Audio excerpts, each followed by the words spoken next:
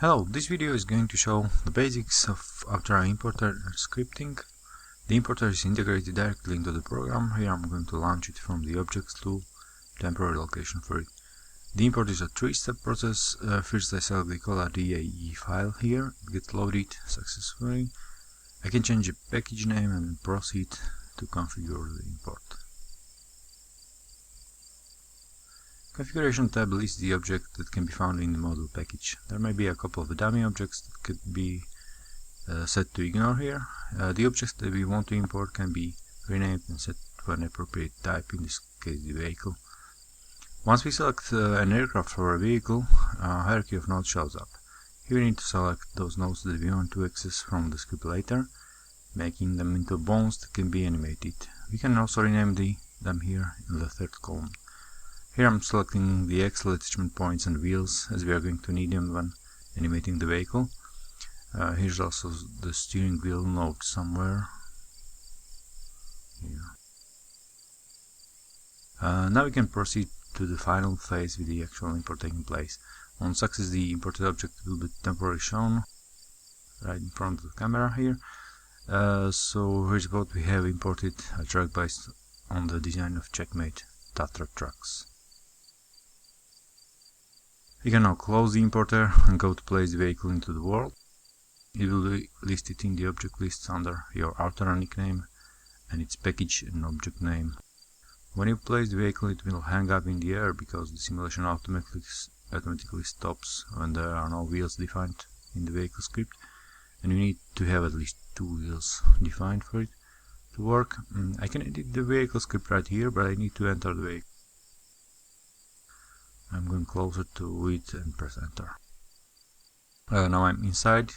The materials aren't yet defined properly, no glass, so I switch to another camera.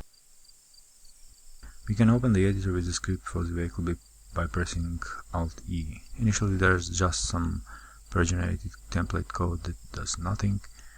There are a couple of JavaScript methods that you can define to get some physical behavior for the vehicle. The first one is in the chassis, where we are going to define the vehicle structure, like where the wheels are, what sound is going to use, and where are the sound emitters placed, parameters like mass and such things. I'm going to pass the code that I have prepared here. This block here defines wheel parameters such as the radius, suspension, grip. It's used as an argument to the methods that follow. We define the wheels and axles by providing the corresponding bone names to the model. I'm going to save it and then press Alt-R to reload the vehicle script. Now you can see it already simulated the wheels, but they aren't yet animated. You then don't see them moving. Normally you have a full control over the model bones, and you can animate them however you wish. But since the built-in wheel physics already implies how the wheels are going to be animated, there's a helper method called animate wheels that will take care of it. You can see the wheel sitting on the ground. However, we still can't control the vehicle in any way, so let's add the steering first. The steering input comes in a normalized range from -1 to 1, so let's pass it into steer calls for each of the first 4 wheels. Now you can steer the wheels, but the steering angle is too much. So I'm going to reduce it by lowering the span. Note that the angles are in radians.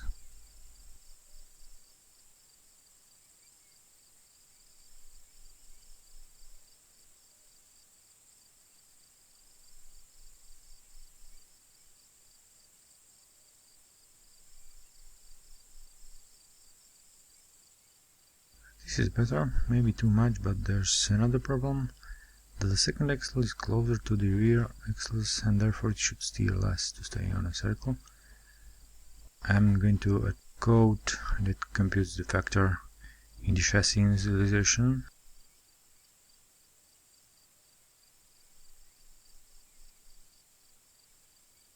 And then incorporating into the update frame method as well by multiplying the steering for the second axle wheels.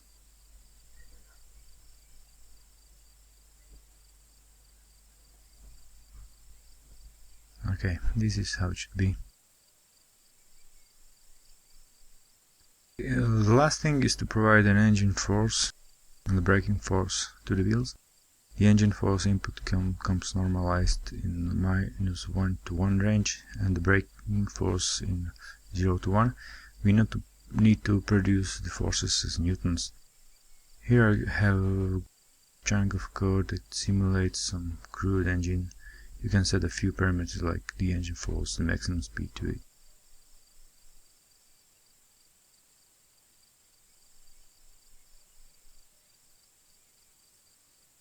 So here are the coefficients. This part computes the engine force with regard to the current speed, and the cost goes at the end to apply the computed forces to the wheels. So finally we can see this thing moving.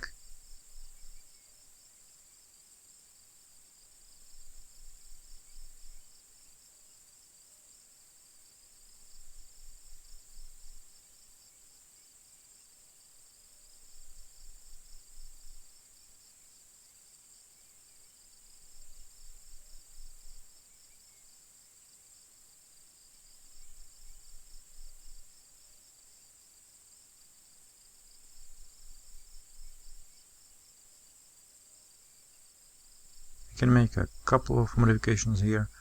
For example, altering the tire grip. A lower value grips less and the wheels will skip more.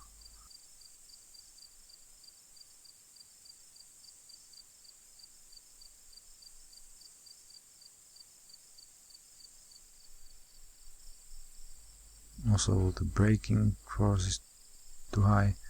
I should lower it a bit because the wheels tend to block immediately.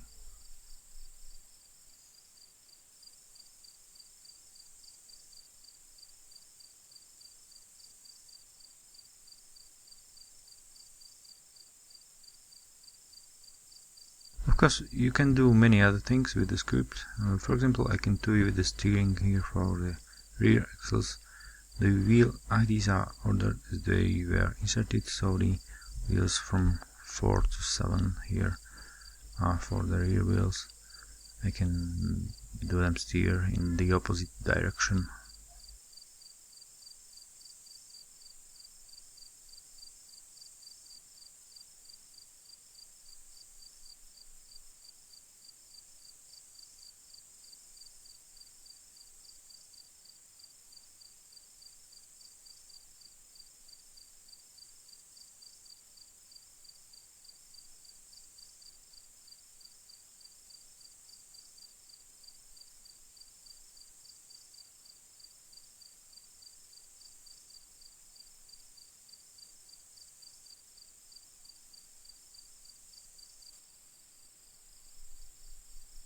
Let's import something else. I've got a BMW M3 model here.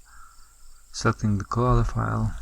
Collada format is the only supported format at the moment, but you can export it from many modeling tools.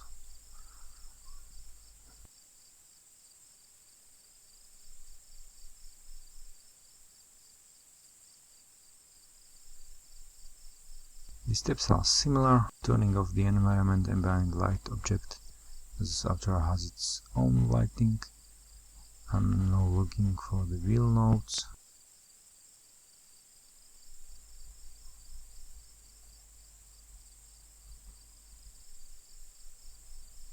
Here they are.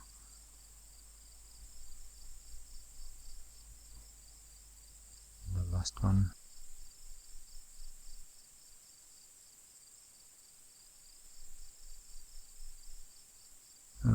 The import takes a bit longer as the model is a bit heavy, not meant for games originally. It's nothing complaining about missing texture file. There's just one texture for the logo. We'll have to edit the materials file that was generated. I'm going to reload this with the modified matlib file now. Again, the vehicle can be found under your Outerra nickname.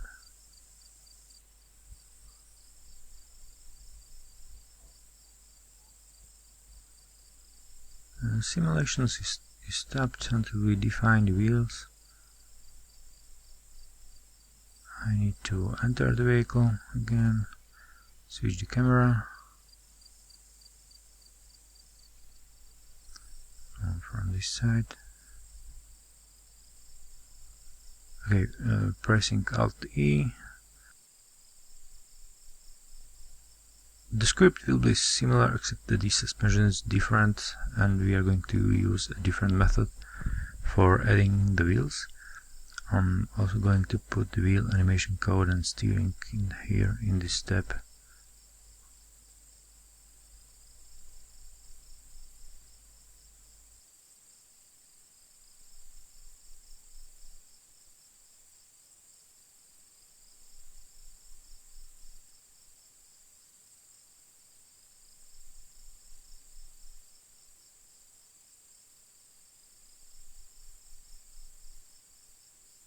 Saving and Alt-R to reload.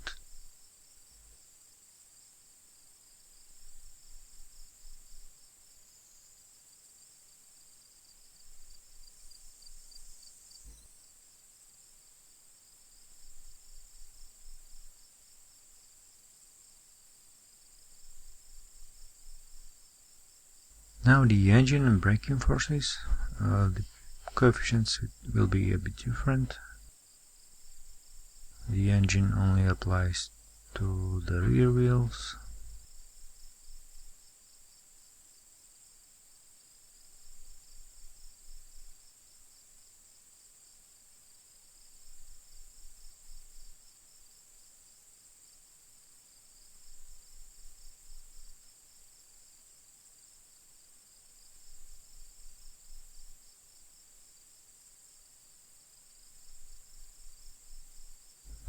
Okay, let's try it.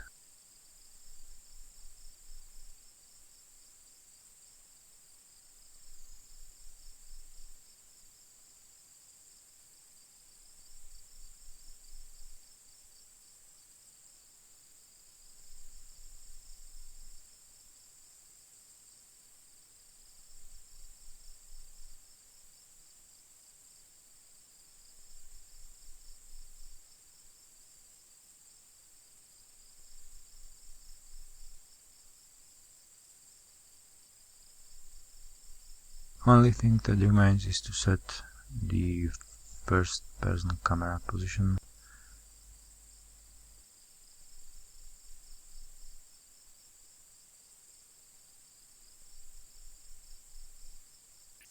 Okay, let's go for a test ride.